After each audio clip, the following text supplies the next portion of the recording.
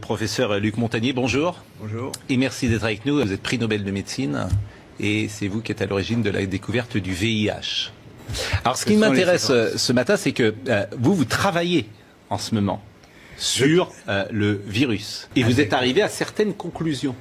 Alors, nous sommes arrivés à la conclusion qu'il y avait eu une manipulation au sujet de ce virus. Il y a un modèle qui est évidemment le virus classique. À ce modèle, on a par-dessus ajouté des séquences, notamment du VIH. Et c'est pas naturel, c'est ce que vous voulez dire? Non, ce n'est pas naturel.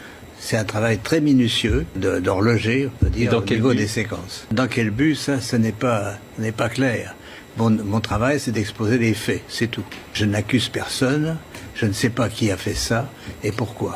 On a pris des petites séquences du virus et on les a installées dans la séquence plus grande du coronavirus. C'est-à-dire que dans ce virus, il y a une part de VIH?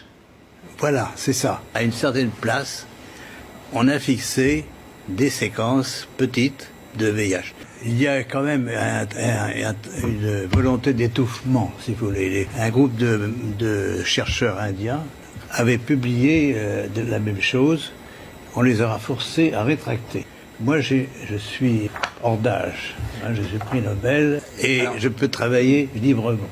J'ai donc aucune pression sur moi qui peut agir. Seuls les gens qui ont fait ça pourront dire un jour la vérité, totalement. Il y a eu... Nicolas, on a appris hier la mort du professeur Luc Montagnier, prix Nobel de médecine, pour sa découverte du virus du sida. Il était devenu ensuite une personnalité scientifique très controversée. Oui, et même sa mort a fait l'objet d'une controverse. Luc Montagnier, c'était un mardi à l'hôpital américain de Neuilly. Sa disparition a été annoncée le lendemain par le site internet de France Soir, mais uniquement par ce site confidentiel et un peu complotiste.